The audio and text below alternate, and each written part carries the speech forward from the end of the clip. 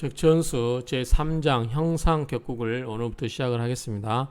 제1절 형상을 보겠습니다. 자, 첫 기절 양기 합이 성상 두 개의 기운이 합을 해서 형상을 이루니 상 불가 파야라. 그 형상은 할 수가 없다. 깨트릴 수가 없다. 또는 깨트려서는 안 된다. 그렇죠?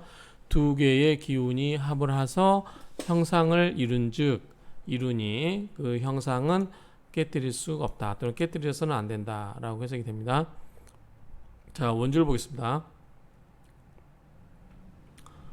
천간 속목, 천간이 목에 속하고 지지 속화, 지지가 화에 속하고 천간이 속화, 천간이 화에 속하고 앞에 거 반대죠. 위에는 천간이 목, 밑에가 지지 화였는데 이번에는 천간이 화가 되고 지지 속목, 지지가 목이 되면 둘 다 목화로만 이루어진 거죠. 둘 다 목화로 된 거기 때문에 그 상, 기상지길 그 형상은 하나이다. 약 만약에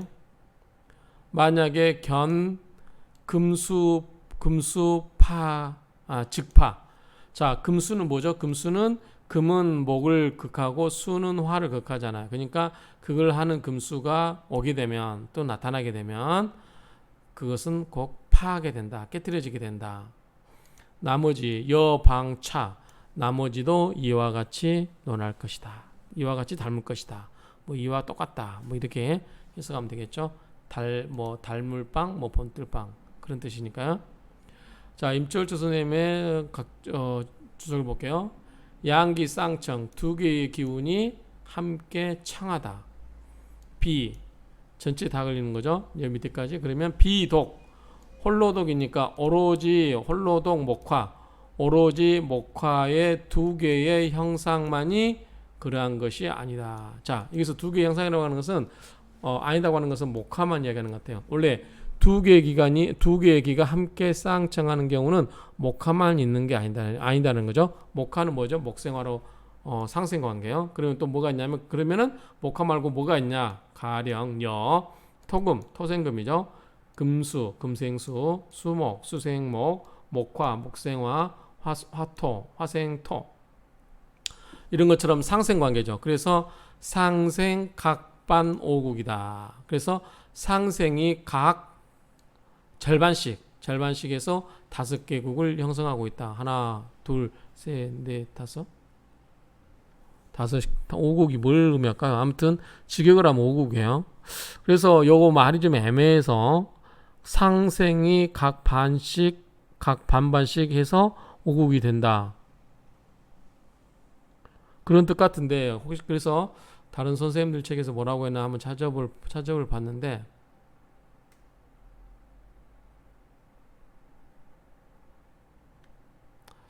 상생한 오행이 각각 반으로 이루어진 형태의 오국이다. 뭐 저랑 비슷하고요. 이렇게 해석하시면 되는데 보면은 상생이 각 절반이라야 하니 오국이 된다. 이렇게 해석하시면 분도 있고 서로 반반의 세력을 형성하고 있다면 이것은 서로 생하는 관계에 해당하는 5가지 종류라 하겠고 이렇게 해석하시면 되겠어요. 근데 큰 차이는 어떻게 보면 있다고 할 수 있는데 그냥 대동소이한 걸로 봐서 상생한 오행이 각각 반으로 이루어진 형태의 오국이다 라는 정도로 정리를 하고 넘어가겠습니다. 또 반대로 이제 극을 하는 관계가 나오네. 즉 상극지 오국 역시하라. 상극하는 서로 극하는 5가지의 형국도 역시 이와 같다. 그럼 뭐가 있냐면 목극토, 그렇죠? 목토, 토극수, 수극화, 화극금, 금극목, 지각반용적야라. 이 5가지도 각각이 절반씩 써서 뭘 써요? 대적을 쓰는 거죠. 그러니까 이건 극을 관계니까 반반씩 상극하는 것이다. 반반이라는 게 정확히 무슨 말인지. 자, 예를 들어서 목극토다. 그러면은 목이 토를 극학을 한다. 그럼 목도 절반의 토를 극하고 토도 절반의 극을 받고 이런 의미인지 좀 정확히 제가 이 원문만 갖고 해석을 하다 보니까 이제 주석서 같은 걸 안 보고 고정 강독이다 보니까 이거는 제가 좀 나중에 의미가 그냥 미로 짐작은 됐는데 이게 정확한 뜻인지는 더 공부가 되면 알겠죠. 자, 상생요아생. 상생은 요 필요로 한다. 내가 생을 하고, 상생은 내가 필요로 하면서 수기유행, 뛰어난 기운이 흘러서 간다, 유통한다, 유행한다. 뛰어난 기운이 유행을 한다, 흘러서 간다. 상극요아극. 상극이라고 하는 것은 내가 극을 하면서 일주불상, 손상을 당하지 않아야 된다. 예를 들어서 목극토.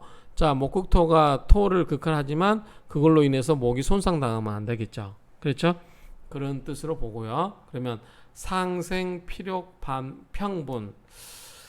상생은 반드시 의욕한다, 희망한다. 뭐를 공평한 분담을 희망한다. 그러니까 아까 절반씩이라고 그랬으니까 절반씩이니까 각각이 절반씩 부담을 한다는 뜻인지 그런 의미 같은데 한번 볼게요. 평분, 공평한 분담을 희망한다. 상생은 그래서 무치초,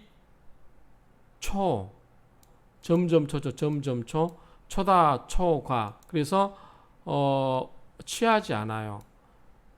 여기서 점점초라고 하면은 점점 많고 점점 적고 말이 좀 애매해요. 각각이 상생은 각각 절반씩 평균적으로 분담하는 걸 똑같이 분담하는 걸 원하기 때문에 한쪽으로 많거나 한쪽으로 적은 거. 그렇죠? 그런 의미가 맞겠죠. 둘이 공평한 거니까. 그러면 초를 매우라는 뜻도 있어요. 매우 잠옷 이런 뜻도 있기 때문에 한쪽으로 지나치게 많거나 매우 많거나 또는 한쪽으로 지나치게 적은 거. 적을 과자니까 이런 걸로 취하지 않는다. 즉 상생은 필욕, 평분, 공평하게 분담을 원하기 때문에 그 한쪽으로 지나친 거를 치우친 거를 원하지 않는다. 상극무, 의무할 때의 무자인데 여기에 힘쓰다의 뜻이 뭐 다른 뜻이 있나요? 너무 당연한 글자인데 뭐 다른 뜻은 없고 힘쓸무로 그냥 해석하겠습니다. 상극무, 상극은 힘을 쓰는 거예요. 그래서 힘을 쓰는데 반드시 또는 모름지기 뭐예요? 균등하게 대적을 해야 돼요. 균등하게. 이게 이제 뭐냐면 상생도 평이란 말이 중요해요. 공평하게 분담 평분이고 이 상극이라는 것도 균등하게 대적을 하라. 그래서 절기, 편중, 평경. 그래서 꺼려요.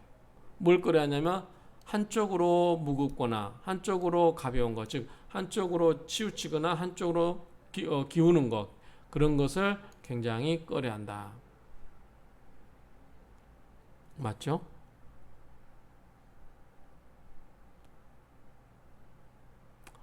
약용금수. 만약에 금수를 쓴다면 또는 만약에 금수를 용신으로 한다면 뭐 두 가지 다 해석 가능하겠어요. 만약에 금수를 용신으로 하거나 또는 금수를 쓴다라고 하면 자 그런즉 화토불이, 화토가 마땅치 않아요. 화토가 오면 마땅치 않아요. 왜? 자 화는 화극금, 토는 토극수로 극을 해버리잖아요. 그래서 화토는 마땅하지 않는데 마땅하지 않은 걸 뭘 마땅하냐? 협잡, 좁게 섞이는 거, 좁게 섞이는 거, 끼럽이네. 끼어서 섞인다. 우리 협소하다 할 때 협잡, 그러니까 그 막 여기 섞여가지고 그런 것들이 어울리지 않는다. 왜냐하면 금수면 상생 관계인데 이 화토가 들어가 버리면 여기에 들어가면 서로 극도하는 거 있고 막 그럴 수 있잖아요. 그렇기 때문에 이게 서로 끼어서 섞이는 게 마땅하지 않다. 불이라고 해석을 넘어가겠습니다. 여 또는 여취 수목을 취하는데 즉 화금이 오면은 여기서 이제 극을 하겠죠. 수극화가 극을 하고 그 다음에 금은 금극목으로 극을 하겠죠. 그러면 불가교쟁, 이거는 뭐라고 할까요? 화금이 교쟁, 서로 이 섞여서 쟁하는 거, 다투는 것이 불가하다. 불가하다. 올바르지 않다. 뭐 또 할 수가 없다. 그러니까 수목이 오면은 수목이 취하면은 화급금이 와서 이것을 교쟁, 교는 이제 서로 저기 한 번씩 바뀌면서 싸우는 거니까요. 그런 것이 마땅하지 않다, 옳지 않다. 그래서 섞이는 것이 좋지 않다라고 보는 것 같아요. 자, 목화 성상자, 목화가 형상을 이룬 경우 최파, 가장 두려운 것은 금수의 파국이다. 자, 목화가 잘 얌전히 있는데 여기 금수가 와서 금금목으로 오고 수국화로 이것을 파국, 국을 깨버리는 것이 가장 두렵다. 최파. 그런 것이 가장 두렵다. 최파. 그러니까 있고 그다음에 수화기제. 이 수화기제는 수화가 잘 섞인 거죠. 수화가 잘 섞인 건데 원래 기재 뜻은 일이 이미 처리되어 끝남 이렇게 있는데 사전 의미는요. 근데 해석은 수화가 이미 고르게 갖춰져 있다면 이렇게 되는데 우리가 아마 제 기억에는 주역에 보면 수화기제, 수화미제가 나오죠. 수는 이제 밑으로 내려가려는 기운이고 화는 위로 올라가는 기운이잖아요. 그런데 이게 수화가 예컨대 수가 위에 있고 화가 밑에 있으면 이게 서로 기운이 섞여서 올라가면서 섞일 수가 있죠. 그런데 수가 밑에 있고 화가 위에 있어 버리면 화는 위로 가고 수는 밑으로 가기 때문에 서로 분리돼 버리는 거잖아요. 수화 미제, 수화 기제 이게 제가 그때 그렇게 기억을 하는데 지금 그때 배운 바 제 기억을 응용해서 도입을 한다면 그냥 수화가 서로 극을 하는 관계지만 이게 잘 섞여 있는 거예요. 서로 잘 섞여 있는 관계인데 이럴 때 더우고 끓일기 그러면 더욱 끓이는 말은 뭐냐면 토가 와가 버리고 토가 와서 토가 와서 수를 제지하는 거다. 수를 막는 거예요. 그러면 토극수 해버려서 수화기제를 깨버리겠죠. 그래서 이런 경우는 아름답지가 않다라는 뜻 같아요. 맞나요? 자, 격기 여차. 격이 이미 이와 같다. 격이 이렇게 이미 갖추어져 있다. 이와 같고 그리고 치운 역차. 운을 취하는 것도 운이 오는 것도 역차 이와 같다면 그리고 이행 일로징. 자, 일로라고 하는 것은 행운의 흐름이라고 보면 되겠죠. 대운의 그 운의 흐름. 그래서 그 운이 그렇게 흘러가는데 어떻게 흘러가냐면 이게 징, 맑을 징자 맞죠? 맑을 징, 맑게 흘러간다고 하면 필, 위고. 자, 위는 지위를 이야기하겠죠. 그러니까 벼슬길이라든가 이런 거 벼슬이 높게 되고 그리고 녹중, 녹이 복록이 뭐 좋다, 무겁다 또는 뭐 재물이 많다, 뭐 여러 가지 해석될 수 있겠죠. 어쨌든 지위도 올라가고 그 다음에 복록도 많다, 복록도 누린다, 뭐 또 재물이 많다 다 해석이 될 것 같아요. 그렇게 된다 이거죠. 왜? 자, 격이 잘 갖추어진 상태에서 우운까지 이렇게 흘러가고 그 다음에 그 행운이 어떻게 맑게 흘러가면 잘 될 수밖에 없는 거죠. 그래서 지위도 올라가고 복도 노린다라는 정도로 노리면 될 것 같고 중도 혼란. 그런데 이렇게 안 가고 중간에 중도에 혼란스러워 버리고 그러면 두려워할 공짜죠. 공포스러워요. 뭐가 직함이기 때문에 벼슬이겠죠.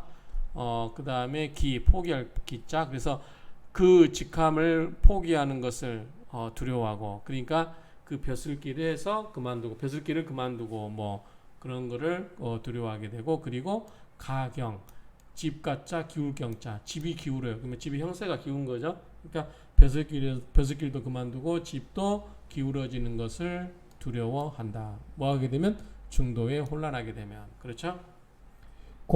그러한 까닭에 그러한 거로 차격 이러한 격은 최난 가장 어려워요. 뭐하기가 온전히 아름답기가 온전할 전자 온전히 아름답기가 가장 어렵다. 이 격은 온전하게 아름답기가 가장 어렵다.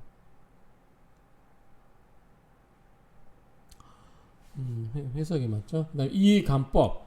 그래서 간법은 우리가 이제 어떤 것을 보는 방법이죠. 보는 방법은 귀함이 죄 어디에 있다. 지극히 고유하거나 뭐 정밀함 말끔. 그러니까 이것을 저는 정밀함으로 해석하고 싶은데 이게 정할 정자 근데 정밀하다는 뜻이 있을까요? 뜻은 없는데 그냥 저는 지극히 정밀함 또는 지극히 깨끗함 그런 것에 있는 것까지 봐야 된다. 세밀하게 그 귀함이 지극히 정밀함에도 있는 정밀함에 존재하는지 정밀함에 있는지 그런 것을 간법 봐야만 된다. 그렇게 해석하고 넘어가겠습니다. 해석을 뭐라고 해놨죠? 지금 옛날에 제가 했던 것들이라서 제가 해석을 가급적이면 안 보고 하려고 하다 보니까 공부할 때 민수할 때도 왜냐면 보게 되면 여기 집착하게 되면 그 문장에 쓰여있는 맛을 읽을 때마다 다르게 느껴지거든요. 근데 그게 안 돼요. 이 해석을 너무 많이 봐버리면 세밀한 것까지 그렇게 했네요. 그 어찌됐든 이 원문은 원문 강독하게 되면 읽을 때마다 지식이 깊어질 때마다 그 느낌도 달라지고 하는 것 같아요. 그러니까 그런 재미가 있기 때문에 원문 강독이 재밌는 것 같아요. 약생이 부생 요 불어불가 되겠죠. 다시니까 다시 부자로 해석해야 될 것 같은데 만약에 생하고 생이 또 다시 생하면 다시 부자 맞죠? 확인사살 하겠습니다. 왜냐면 다른 분들도 위해서 겹칠복 겹치고 있는데 중복 복수 복생 뭐 나중에 그냥 뭐 좀 저는 그냥 직감으로는 그냥 부생으로 읽어야 될 것 같은데 다시 부자로 겹칠복 그냥 한번 넘어가겠습니다. 복생이라고 읽어도 될 것 같고 부생이라고 읽어도 될 것 같은데 어찌됐든 생각나서 한번 찾아봤습니다. 만약에 생이 생하고 또 다시 생을 하게 되면 그러니까 생을 하고 또 계속 생을 하게 되면 이해네 즉 시유통지묘 그래서 그럼 이것은 뭐다 유통하는 묘미가 있다. 극이우화 극이 극을 하고 그리고 다시 화를 만나게 되면 역 또한 위 무엇이 된다는 거죠. 화합지정 화합의 정이 되는 것이 있다. 그렇죠?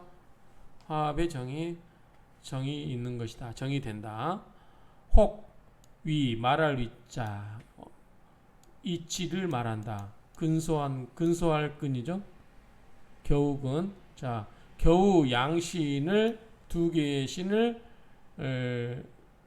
이치를 말을 하거나 이게 무슨 말입니까? 겨우 양신의 이치만 가지고 이야기하기에는 겨우 양신의 이치를 그러니까 상생과 상극 이 양신의 그런 의미인가? 이 양신의 겨우 양신을 가지고 이치를 소위 말할 그 이야기한다는 것은 뭐뭐처럼 보입니다. 협소 끓이는 바가 너무 적다. 끓이는 바가 너무 적은 것처럼 보입니다. 그래서 부지 알지 못한다. 격분 격이 나뉜다. 10종 10가지로 나눈다는 것을 알지 못한다. 그러니 진비추상 그러니 다 해서 세밀하게 살펴봐야 된다라고 했다라고 하는 거죠. 끝부분이 좀 애매하네. 이게 정확하게 무슨 말인지 한번 해석을 보고 같이 읽어보겠습니다. 혹시 겨우 양신의 이치만을 가지고 이야기하기에는 사염협소 너무나 적어서 불만스럽겠지만 격을 나누면 10가지가 되는 것을 몰라서 그러하니 열심히 밀고 나가 자세히 연구한다. 혹시 다른 참고를 안 했는데 다른 선생님들 거 한번 볼까요? 뭐라고 해석했는지.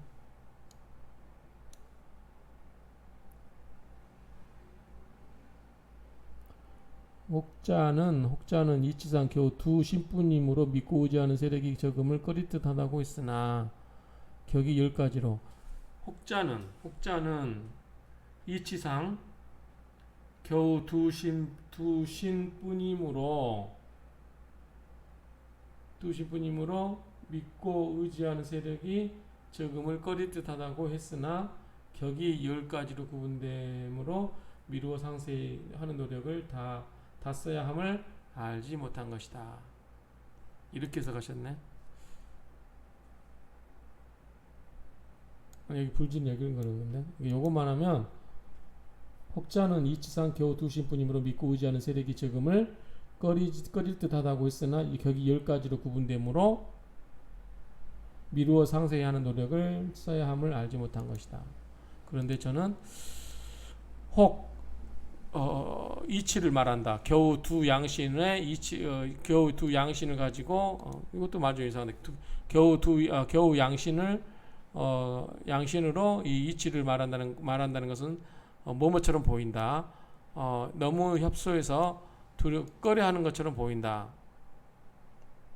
혹시 겨우 양신의 이치만 가지고 이야기하기는 너무 적어서 불만스럽겠지만 이렇게 했는데 요거는 그냥 이런 식으로 하고 넘어가겠습니다. 그래서 여러분들이 한번 이 생각을 좀 해보시면 좋을 것 같아요. 나중에 한번 다른 책 한번 볼까요? 다른 책은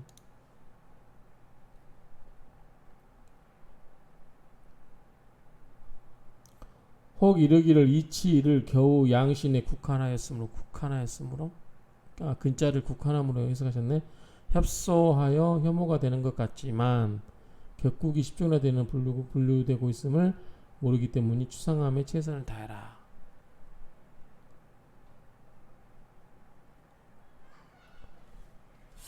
요걸로 그냥 바로 고쳐버리겠습니다. 이게 제가 불만스럽겠지만 이것도 좀 말이 애매한 것 같고, 혹시 겨우 양신의 이치만 가지고 이야기에는 너무나 적어서 불만스럽겠지만 이것도 말 되는 게 지금 앞에서 겨우 이 그 상생과 상극의 관계만 갖고 계속 이야기했잖아요. 그러니까 이것만 갖고 어떤 것을 논하기에는 불만스럽겠지만 10개나 이유도 있으니까, 그래서 이것만 갖고 이야기하지 말고 이걸 가지고 10개가 5개씩 있으면 10개가 되니까 이걸 가지고 세밀하게 살펴서 연구를 해라.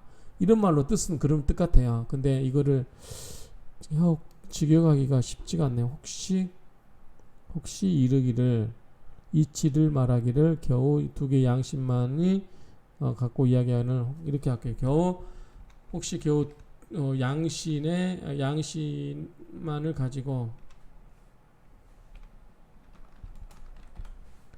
이치를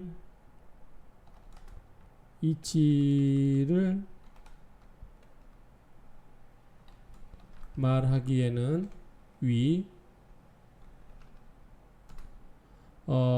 너무 협소해서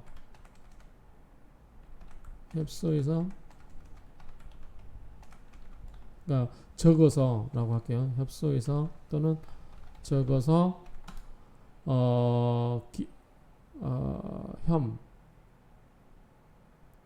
혐오하다 하니까 혐오하는 것처럼 보이지만,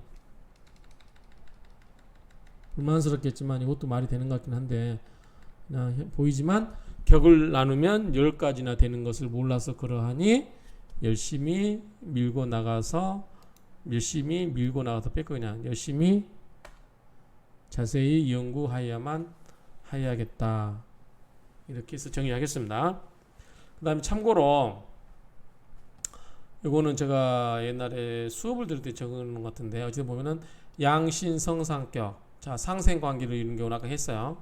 자, 서로 상생가는 관계, 상극관계 이야기했습니다.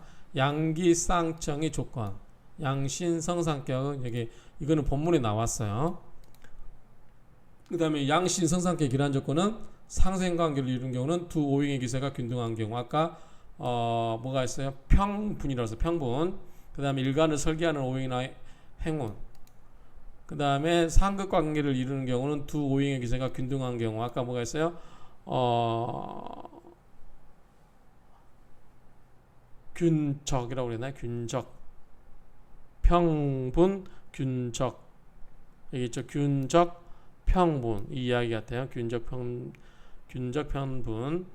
자, 이런 경우가 있고, 그 다음에 두 오행을 통과시키는 오행이나 행운 이런 게 있어요. 그 다음에 흉한 조건은 두 오행의 균형이 무너진 경우 당연하죠. 위에서 균등한 경우니까 무너진 경우. 그 다음에 두 오행과 대립되는 대립하는 오행이나 행운, 일주를 극지하는 오행이나 행운, 일주를 극지하는 오행을 돕는 행운, 오행이나 행운 이런 관계가 있고 상생은 그 다음에 상생은 두 균형이 무너진 경우고 이것도 오행하고 대립하는 거. 아까 이야기 나왔었죠. 수화 기제가 잘 이루고 있는데 토가 와서 지수 물을 막아버리는 경우가 그 나왔었죠. 토의 지수 이런 것처럼 이제 서로 극을 나누면 안 좋게 되겠죠. 흉한 조건 보고요. 이거는 우리 박주연 선생님의 그 책에 있는 건데 설하고 증주라고 하는데 여기 보면은 이런 게 있어서 인용을 제가 했어요. 그런데 이제 박주연 그 선생님도 그냥 별로 도움이 되지 않는 내용이고 그냥 한번 읽어보는 것으로 충분하다 라고 하셨어요. 그런데 어찌됐든 설명을 이제 보니까 한번 가끔 그래도 좀 간단하게 한번 보고 마치도록 하겠습니다. 자, 수목상생격. 수목상생격은 수목이 각각 점 2간 2지 각각 두 개의 간과 두 개의 지지를 점유를 하고 있는 거죠. 그리고 갖고 있는 것을 말하고 또 말하기를 뭐라고 말한다. 수목청기. 수목청기라고 말한다. 수목은 청하고 기이하다. 직역하면 그래요. 그 다음에 화목상생격은 목화점 각점 2간 2지 우 목화 각 목화 교휘 자 서로 빛나는 건 빛날 위자죠. 서로 빛나고 교차해서 빛나고 혹 청역 부자 푸를 청자 붉을 적자 아비부자 아들 자자. 그러면 목은 청이겠죠. 성질상 색상이 성질이 목은 청이고 화는 적이 되겠죠. 그래서 목생화니까 생하는 사람은 아버지가 될 거고 생함을 받는 사람은 아들이 되겠죠. 그래서 청역생자 목화는 이렇게 이야기도 한다. 아까 수목상생격은 수목청기라고도 하고 이런 말이 있고요. 그 다음에 화토상생격은 화토 각점 2간 2지 이건 설명을 안 해도 되겠죠. 우 또 말하기서 명화토 협잡 화토가 협잡한다. 불과 토가 복잡하게 끼어있다. 화토상생격 토금 각점 2간 2지 여기는 뒷말은 명은 없네요. 그 다음에 금수상생격은 금수 각점 2간 2지 우 명 금백수청. 금백수청은 아시죠? 금은 하얗고 물은 파랗다. 물은 맑다. 금은 희고 물은 맑다. 맑을 청자. 토목 상성격이네. 이것도 상성격은 목토 각점 이거 되고 토수 상성격. 서로 목토는 극을 하는 관계예요. 근데 이게 이제 서로 격을 형성한다고 하는 것은 뭔가 절반씩 반을 이루고 있다고 되는 거고, 그 다음에 토수 상성격도 각각 절반을 뭉치고 있는데 또 다른 이름이 토국 윤화. 윤화는 뭐예요? 수죠. 토국은 이제 토를 이야기할 거고, 그 다음에 수화 상성격. 수화 상성격은 요 똑같은 말이고요. 우, 명, 기재, 미재. 기재와 미재라고 한다. 수화. 그 다음에 화금 상성격은 우, 화, 금, 주인. 금을 녹여서 인장을 만든다. 도장을 만든다.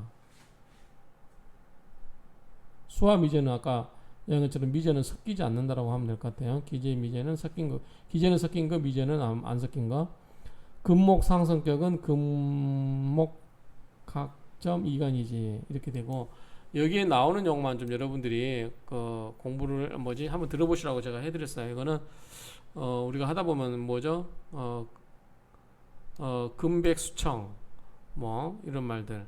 그 다음에 수화기재, 미재 이 말은 제가 못 들어본 것 같고, 그 다음에 화급주인 뭐 이런 것들 그냥 한번 흘러가시는 기라도 들으시면 좋을 것 같아서 제가 인용을 했어요. 이 설하우 선생님의 증주를 우리 박주연 적전수 강의 책 1권에 보면 338에서 339면에 이 부분이 있는데 그냥 참조를 하시라고 전해드렸습니다. 이상으로 아까 양기 합의성상 상불과 파야라 이 부분을 마치도록 하겠습니다.